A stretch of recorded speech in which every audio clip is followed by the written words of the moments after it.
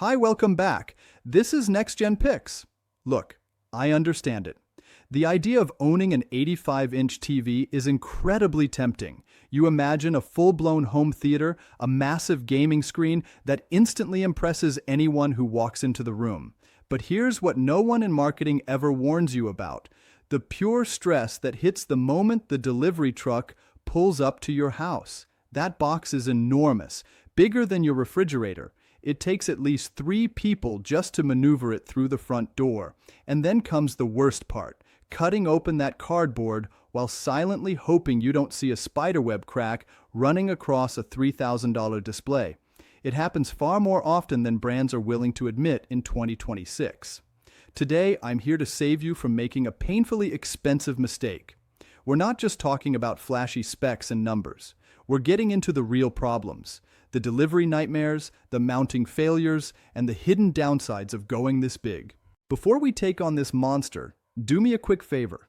Hit the like button and subscribe to NextGen Picks. It directly supports independent testing like this and keeps me free to tell you the uncomfortable truths manufacturers don't want out there. All right, let's confront the reality. We'll start with the math that almost everyone ignores until it's too late. An 85-inch TV isn't just a slightly larger version of a 65-inch. It has nearly double the screen surface area. We're talking about roughly 74 inches of width. If you plan on placing this on a standard media console, grab a tape measure right now. Most TV furniture from even 5 years ago simply wasn't designed to handle a footprint this wide. Then there's the weight. In 2026, these panels are coming in anywhere from 95 to 110 pounds. You're no longer hanging a TV. You're attaching the equivalent of a small adult to your wall. Miss a stud or trust those flimsy plastic anchors included in the box, and you're not just risking your TV. You're risking torn drywall and serious damage to whatever happens to be underneath. I've seen it happen. I've watched the holiday horror stories pop up in forums where a $3,000 TV ends its life in shattered glass because someone assumed one wall stud would be enough. It isn't. Now let's move on to the first heavyweight contender, the Samsung QN90F Neo QLED. This is what I'd call the safer choice for bright rooms, but safe doesn't mean flawless. Samsung has been pushing the Neo QLED name for years, but in 2026, the QN90F actually brings something new to the table with its NQ4 AI Gen 3 processor. Samsung claims it uses 128 neural networks to upscale content. That's mostly marketing language, but in real-world use, when you stretch a 1080p YouTube video or a standard Netflix stream across an 85-inch screen, every imperfection becomes impossible to ignore. Compression artifacts, soft details, and noise that looked fine on a smaller TV suddenly stand out in a big way. This is where the NQ90F actually earns its keep. The AI sharpening here isn't that weird, oily soap opera look we used to get. It's subtle. It manages to make older content look like it actually belongs on a screen this massive without looking like a digital painting. Here's the thing that really separates this model from the pack: the glare-free coating. Samsung got this verified by UL Solutions, and honestly, it's the best in the business right now. If your living room has floor-to-ceiling windows, or if you've got those annoying recessed lights that reflect right in the middle of the screen during a movie, this is your solution. Most TVs at this size act like a giant black mirror when they're off, but the NQ90F eats reflections for breakfast. You can actually watch a dark scene in The Batman at 2 p.m. on a Tuesday without seeing yourself eating chips in the reflection. But, and there is always a but with me, let's talk about the mini LED blooming. Because this is a 4K panel and not 8K, the local dimming zones are high. We're talking thousands, but they aren't infinite like an OLED. If you're watching a movie with subtitles, you will see a slight hazy glow around the white text against a black background. Samsung's algorithm tries to hide this by crushing the blacks a little bit, which means you might lose some shadow detail in very dark scenes. It's a trade-off. Do you want the searing 2000 plus nite brightness that can compete with the sun, or do you want the perfect blacks of an OLED? For the gamers out there, the QN90F is a beast. It supports a 165 Hz refresh rate.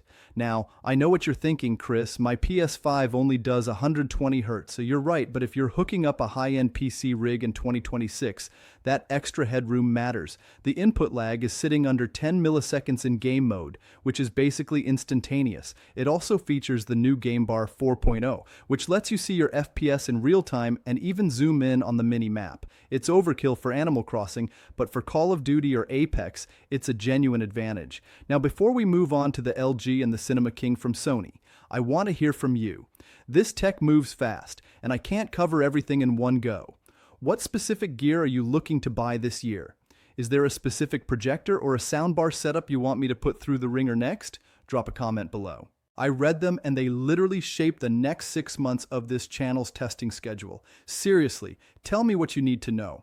Alright, so the Samsung is the bright room king, but what if you've spent thousands on a dedicated basement theater? What if you don't care as much about brightness as you care about that ink black cinematic look? That's where the conversation shifts entirely. We start getting into the territory of the LG G5 OLED. And look, if the Samsung was a safe bet, the LG G5 is a luxury statement. The G5 is part of LG's Gallery series, meaning it's designed to be wall-mounted. It doesn't even come with a stand in the box. It comes with a specialized flush mount bracket. If you try to put this on a table, you're going to have to spend another couple $100 on the optional feet, but once it's on the wall, it looks like a piece of art. It's less than an inch thick. At 83 in, because LG does 83 instead of 85 for their OLEDs, it is breathtaking. But OLEDs have always had one Achilles heel: brightness. Or at least they used to. In 2026, LG is using the third generation of their micro lens array technology, or MLA+. Essentially, they've put billions of microscopic lenses on top of the OLED pixels to redirect light that used to get lost inside the panel. The result, this thing can now hit peaks of 1,800 nits. That's insane for an OLED. We are finally at the point where you don't have to choose between perfect contrast and visible in the daytime. However, I have to be the bearer of bad news regarding the software. LG's WebOS has become, well, it's become a billboard. When you turn on this $4,000 TV, the first thing you see isn't your apps. It's a giant auto-playing ad for a streaming service you don't subscribe to. You can dig through the settings to turn some of this off, but it's clear where LG's priorities are in 2026. They want that sweet ad revenue. It's annoying, and it's something you don't see as much on the higher-end Sony models, which we'll get to in a minute. The LG G5 also features 4 full-bandwidth HDMI 2.1 ports. Why does this matter? Because if you have a soundbar, a PS5, an Xbox, and maybe a high-end PC, you don't want to be swapping cables. Samsung and LG are the only ones consistently giving us 4 high-speed ports. Sony, for some reason, is still stuck in 2022, usually only giving us 2. It's a small detail, but when you're spending this kind of money, you shouldn't have to deal with compromises. But let's talk about the OLED fear burn-in. I get emails about this every day. Chris, will my 83-inch TV have a permanent news sticker at the bottom after 3 years? In 2026, the answer is probably not. LG has added so many heat sinks and pixel shifting algorithms that you'd have to try really hard to burn this screen out. Unless you're leaving CNN on 24/7 for 6 months straight at 100% brightness, you're fine. But here's the truth bomb. OLED pixels do dim over time. It's organic material. It has a shelf life. If you're the kind of person who keeps a TV for 10 years, a mini LED like that Samsung might actually be the better long-term cost and longevity play. Before we move into the value category with brands like Hisense and TCL, we need to address the logistics of the LG.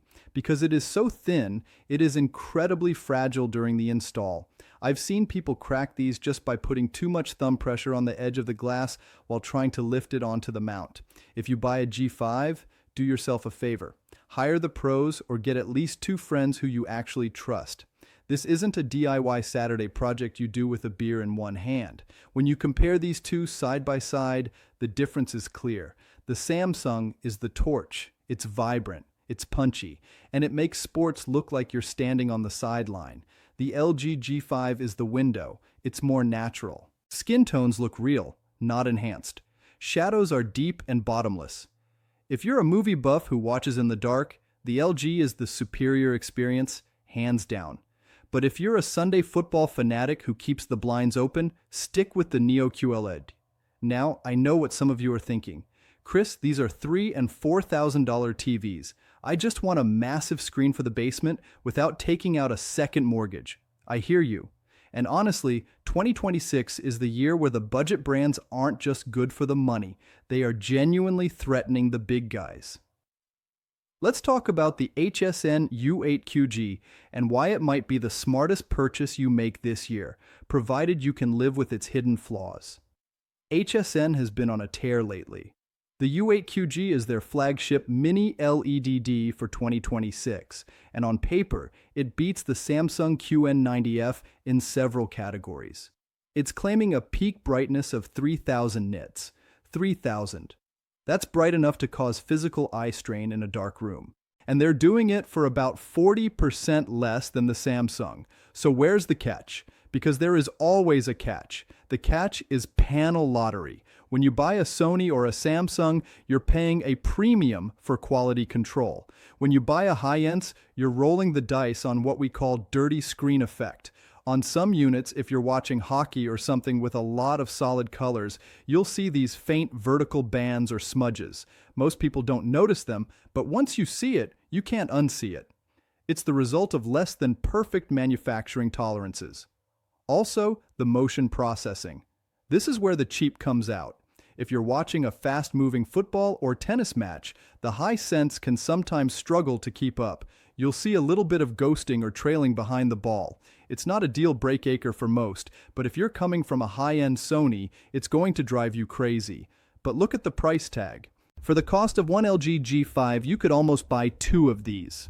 If you're setting up a dedicated gaming room or a playroom for the kids, why would you spend more? The U8QG gives you 2 HDMI 2.1 ports, a 144 Hz refresh rate, and some of the best HDR performance I've ever seen in the mid-range. It's the disruptor of 2026. And that leads us to the big question: how do you choose between a premium name and a value powerhouse? It all comes down to what I call the tolerance factor. How much weirdness are you willing to put up with to save $500? Because as we go deeper into this list, the weirdness gets it gets weirder. If the Samsung is the torch and the LG is the window, then the TCL QM8K is the disruptor that's currently making the big three look over their shoulders in 2026. Look, I've been following TCL for a decade, and they used to be the budget choice, the TV you bought for a dorm room. Not anymore. The 85 and QM8K is a serious piece of engineering that's trying to bridge the gap between affordable and uncompromising. We're talking about over 3,800 local dimming zones on the 85-in model. To put that in perspective, 5 years ago, having 500 zones was considered flagship. With nearly 4,000 zones, TCL has almost entirely eliminated the blooming or haloing that plagued LED TVs for years. When you see a bright white logo on a pitch black background, it stays sharp. There's very little light leaking into the black areas. It's the closest an LED has ever come to looking like an OLED. And let's talk about the brightness. This thing hits nearly 3,000 nits. In a bright living room on a Saturday morning, it's a revelation. But here's the stuff they don't tell you in the manual. TCL uses Google TV as their OS. Now, I love Google TV's interface, but on the QM8K, it can feel heavy. Every few days, you'll notice a slight lag when switching between Netflix and YouTube. It's like the processor is working so hard to manage those 3,800 dimming zones that it forgets to respond to your remote for a split second. It's not a deal breaker, but when you're used to the lightning-fast snappiness of a Sony or an Apple TV 4K box, you notice it. Also, let's talk about power. An 85-in TV with this much brightness is basically a space heater. If you're running the QM8K at full HDR brightness for a 3-hour movie, you will actually feel the heat radiating off the glass if you stand close to it. This isn't unique to TCL, but because they push the brightness so far, it's more noticeable here. Make sure your media console isn't trapping air behind the unit. These big panels need to breathe. This leads us to the heavy hitter, the Sony Bravia 9.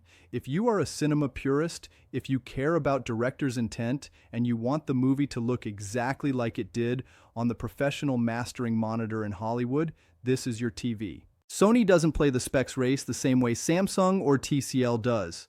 They don't brag about the highest nit count or the most zones. Instead, they focus on the XR processor. In 2026, Sony's AI-driven scene recognition is spooky. It knows what a human face looks like, and it prioritizes detail in the eyes and skin texture while keeping the background naturally soft. On an 85-inch screen, this is critical. Lesser TVs will over-sharpen everything, making the whole image look like a harsh digital mess. Sony understands that sometimes less is more. But, and this is a massive I wish I knew this before buying, Sony is still doing that thing that drives me absolutely insane. Even in 2026, on their most expensive 85-inch flagship, they only give you two HDMI 2.1 ports, and one of those is your EER port. So, if you have a high-end soundbar, you only have one port left for a PS5 or an Xbox Series X that can handle 4K at 120 Hz. If you're a multi-console gamer, you're going to be buying a separate HDMI switch or a high-end receiver just to manage your devices. Why? Why does a TV that costs this much force you to compromise on ports? It's a classic Sony move, and it's frustrating every single time. Now let's talk about the trap. I see people at big box retailers all the time looking at the Samsung Q60D. It's 85 in. It's a Samsung, and it's usually priced so low it looks like a typo. You think, hey, it's 4K, it's huge. Why would I spend triple for the QN90F? Here is why. The Q60D is an edge-lit panel. There are no mini LEDs, there are no dimming zones. It's just a string of lights along the bottom of the screen. On a 55-inch TV, you can kind of get away with that. On an 85-inch screen, it's a disaster. You will see clouding, big grayish-white blotches in the dark areas of the screen. Because the screen is so big, the light has a hard time reaching the center uniformly. Even worse, it's a 60 Hz panel. At this size, motion blur is your enemy. If you watch a football game on an 85-inch 60 Hz screen, the ball will look like a blurry comet as it flies across the field. The camera pans will feel stuttery. It's the spatula effect. It looks like someone is wiping a blurry spatula across your vision. I'm telling you now, do not buy an entry-level 85-inch TV. If you can't afford a mid-range model with a 120 Hz refresh rate, you are better off buying a high-quality 75-inch TV. You will be much, much happier with a better image than a bigger, worse one. Let's address the logistics lottery. When you order an 85-inch TV online, it doesn't come in a regular UPS fan. It comes on a freight truck. And those boxes are huge. I've seen hundreds of reviews in 2025 and early 2026 where the TV arrived with a dead-on arrival panel, not because of a factory defect, but because somewhere between the warehouse and your living room, the box was tipped over or something heavy was leaned against it. Here is the pro tip. Do not let the delivery driver leave until you have opened the box and inspected the glass. Most of these freight companies have a policy where once you sign that bill of lading, you are accepting the TV as is. If you find a crack an hour later, good luck getting the retailer to take it back without a fight. Tell the driver you need 5 minutes. Pull the plastic tabs, lift the top of the box off, and look for that spider web in the corner. If you see it, refuse the delivery right there. And then there's the dirty screen effect. This is the dirty secret of the panel industry. No two panels are exactly the same. You might buy a TCL QM8K, and it looks perfect. Your neighbor might buy the exact same model and have a big gray smudge right in the middle. At 85 in, the manufacturing tolerances are stretched to the limit. If you get a bad panel, don't just live with it. You paid for a flagship experience. Most manufacturers consider a certain amount of DSSE within spec. But if it's distracting you during a hockey game or a movie, pack it up and swap it. We also need to talk about the mounting reality. Most people want these massive TVs on the wall, but look at the back of these 85 in. The VISA mounting holes are often spaced quite far apart. You need a mount that is rated for at least 150 lbs to be safe, and stud finding is not optional. On a smaller TV, if you hit one stud and use a toggle bolt for the other side, you're usually fine. On an 85-inch beast, the leverage and torque that weight puts on the wall is significant. If you use a tilt or full motion mount, that weight is pulling away from the wall when the TV is extended. I've seen mounts literally pull the studs out of the frame because they weren't secured properly. Lastly, for this section, let's talk calibration. In 2026, most high-end TVs come with a filmmaker mode. Use it. These brands love to ship TVs in vivid mode because it looks bright and punchy in a store under fluorescent lights. But at home, it looks like a neon nightmare. It turns people orange and it makes the sky look like a radioactive blue. Switch it to filmmaker or professional mode. Your eyes will thank you and the TV will actually run cooler because it's not pushing the pixels to their absolute limit just to look bright. We've looked at the Brightroom King, the cinematic masterpiece, and the value disruptors. We've exposed the 60 Hz trap of the budget models, but there's one more category we haven't touched: the ultra-premium 8K and micro-LED territory. Is 8K actually a thing in 2026, or is it still just an expensive way to watch 4K content? And when we sum all of this up, which one should actually get your hard-earned money? Now we have to address the elephant in the room, 8K. It is 2026, and the marketing machine is still trying to convince you that you need 4 times the resolution of 4K. Let's talk about the Samsung QN900D. This is the peak of Samsung's engineering. It is a gorgeous piece of hardware. The bezel is practically non-existent. It's just a floating sheet of glass. But here is the NextGen Pix reality check. There is still almost zero native 8K content. No 8K Netflix, no 8K gaming. So why would you buy it? Samsung's pitch is the 8K AI Upscaling Pro. They've bumped the neural networks up to 512 this year. And I'll give them credit. Is that extra 10% of perceived sharpness worth an extra $3,000? For 99% of you, the answer is a hard no. Unless you're sitting 3FT from your 85-inch TV, which please don't do that, your eyes physically cannot resolve that extra detail. And that leads me to the size trap. In 2026, we're seeing 98-inch TVs dropping under $3,000. You'll see them in the aisle and think, wait, why would I buy a fancy 85-inch when I can get a 98-inch for the same price? Here's the truth. At 98-inch, the flaws of a cheap panel are impossible to hide. If the backlight isn't perfect, you'll see massive patches of gray and dark scenes. If the processor is weak, 4K content will look soft and mushy. I would take a high-end 85 in Sony Bravia 9 over a budget 98 in any day of the week. Quality beats quantity once you cross the 80-inch threshold. So, let's wrap this up. We've looked at the giants. We've exposed the marketing myths. Now it's time for the verdict. Who should actually buy what? Look, I've spent hundreds of hours staring at these screens so you don't have to. Buying an 85-inch TV is a commitment. It's a logistics challenge. It's a mounting project. And it's a significant hit to the bank account. But if you get it right, it changes how you experience everything. If you are the bright room warrior, if your TV lives in a sun-drenched living room with kids running around and the lights always on, the Samsung QN90F Neo QLED is your winner. If you are the cinema purist, if you wait until the kids are in bed, dim the lights, and want to feel like you're at the IMAX, you have 2 paths. If you want the absolute best contrast and you can handle the fragile install, get the LG G5 OLED. Those perfect blacks are still the gold standard. But if you want that filmic look with the best motion handling in the industry, the Sony Bravia 9 is the one. Just remember, you're going to need an HDMI switch if you're a heavy gamer. For the value seekers, the people who want the 2026 flagship experience without the big 3 price tag, the TCL QM8K is the smartest buy on the market right now. With nearly 4,000 dimming zones, it handles HDR better than some TVs that cost twice as much. It's the sweet spot where the math actually makes sense. And finally, the avoid list. I'm looking at you, Samsung Q60D, and any 85-inch TV with a 60 Hz refresh rate. These are Black Friday traps. They look big on the box, but the second you get them home and try to watch a fast-paced movie or play a game, you will regret the purchase. Do not trade motion clarity and backlight quality for 10 extra inches of screen. You're better off with a high-end 75-inch than a bottom-tier 85-inch. Here is your final truth bomb before I let you go.